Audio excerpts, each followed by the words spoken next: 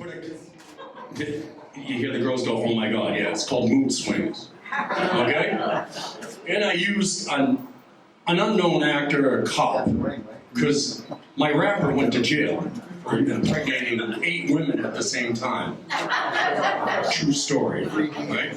So I had to hire a cop to act, and boy, did I hire a good one.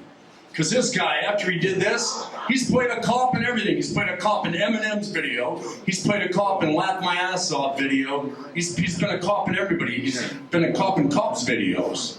He's been a cop everywhere. And he's a wrestler, but he has a hell of a resume in the underground. He's smacked a lot of people, and he's been smacked a lot. And he's still wrestling, and he's like 100 years old. I'm sorry. No, but I gotta bring him up here before I tell this story. The one and only Albert! Mr. Outrageous! Bring his people up here. I just want to get some later, that's all. That's going to be a great show. Oh, yeah. Oh, she's long-winded, so everybody get ready. Especially after, Rick Drayson, I got it. If anybody knows, he was my first love. And I was with him a heck of a long time. Before this crazy guy right here, I will say no disrespect, but Nico and I have such an amazing past, and he taught me everything I need to know to kick ass. And I did, believe you me, I've seen some crazy stuff. Both of those guys. And more in this room, actually, just to know them. But anyway, Al Burke and I, well, that's another story in the ring, because we wrestle, boy, do we get down, huh? And we box. But this guy won the Real Award last year when I got the Courage Award for cancer. I defeated cancer in 2021. They gave me 5 years to live. So, colon cancer, everybody, so get your rear in gear and get checked, because it's going to save your life. Tell them who you are. I am Sunny, the California girl from Glow, Gorgeous Slice of Wrestling. You might remember Glow. I'm the OG.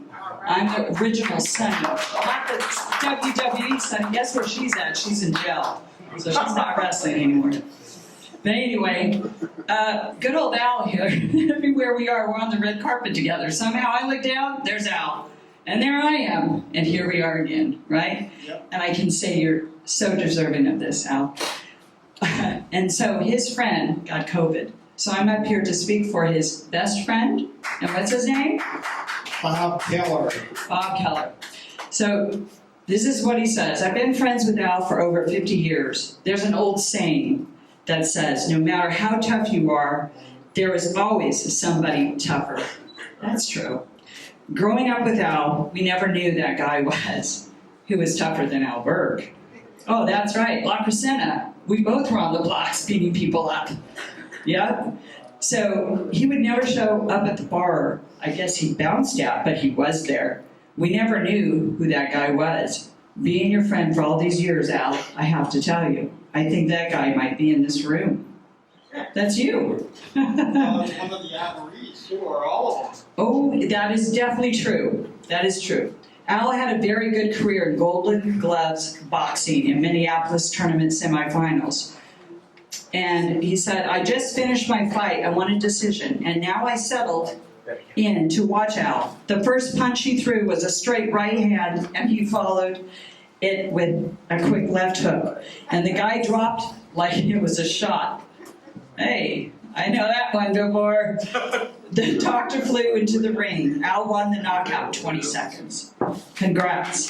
They did get the guy on his feet and back to his locker room. About an hour later, he asked his trainer when he went on. He didn't remember anything after that fight. Wow. So when he was bouncing, or when I guess your friend was bouncing, right? I guess. He goes, I remember I had a guy in full Nelson and was walking him out. Al was walking behind me when out of the blue, this guy's friend moves about a half inch. He looks at the guy and says, boy, you shouldn't have done that. And then he picked him up and opened the door with his head and threw him into the parking lot. I remember a funny story watching Mr. Outrageous wrestling. That is Mr. Outrageous, right? Yeah. He walked into the ring doing a strut, boogie board in hand, and being booed as he was a bad guy. One guy was really yelling at him. The guy was about 30 years old, balding. I was 3 times his size, wearing a medium-sized shirt. Fat hanging out, and he's eating a bag of popcorn. The only thing missing was a sign on his back that said, "I still live in my mom's basement." As Hal gets to his rope, the guy is screaming at him. Al stops, looks at the guy and yells, "Just keep eating your popcorn, fat boy." There was another side of Al, Mr. Outrageous Burke, I want to tell you about. Today, September 7th, is a special day for me. I am an alcoholic, and today's my dry date. I have been clean and sober for 35 years today. The reason that it's worth mentioning is because that 35 years ago, I was in a treatment facility in Minneapolis. Wow. When I entered there, I had to fill out a friends list that could visit me. I could put 10 friends that showed up. Well, you could guess which one that was. And that's Mr. Al Burke. And this guy does. He shows up, he's there, and he's always smiling. Always. Full of character, and not only that, every commercial that you watch on TV, guess what? It's his mug. I'm like, that's Al Burke. What the heck? You're everywhere, Al. Congratulations. And I'm passing on to Kevin. Let's hear it for Sonny. I don't want to sit Al down. I want to tell you one story, right?